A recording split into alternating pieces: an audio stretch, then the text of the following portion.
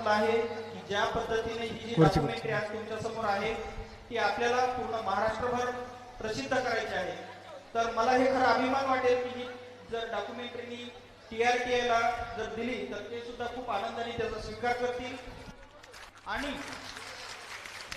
आपल्या पूर्ण महाराष्ट्रातल्या ज्या आदिवासी विविध ज्या 48-47 जमाती आहेत यांना सुद्धा कळून येईल की तळवी समाज कसा आहे, त्यांची पार्श्वभूमी कशी आहे आणि संस्कृती कशी आहे.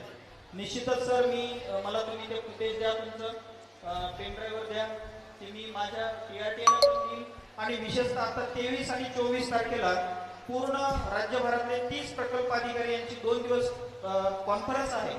त्या कॉन्फरन्समध्ये सुद्धा मी तुमची व्हिडिओग्राफी दाखवतो. आणि आजचा लोकसत्ता आम्ही वाटप केलाय. त्या लोकसत्तामध्ये एक तळवी समाजाबद्दलची पूर्ण संस्कृतीचा एक लेख आलेला आहे. त्याच्यामध्ये आपले हुसेन जमादार यांनी खूप चांगल्या पद्धतीने ती आपली संस्कृती त्या वृत्तपत्रामध्ये दिलेली आहे. तर तो आजचा पेपर पूर्ण महाराष्ट्रामध्ये प्रसिद्ध झाला. त्याचे मी तुम्हाला व्हॉट्सअपवर दाखवीन की बातमी देतो. आणि जे काही आपले पदाधिकाऱ्यांना सुद्धा मगाशी आम्ही जवळजवळ 100 लोकसत्ता वृत्तपत्र वाटप केले. त्याच्यातून सुद्धा आपली आदिवासी संस्कृती पूर्ण महाराष्ट्रात प्रसिद्ध झालेलीच आहे. क्या बात.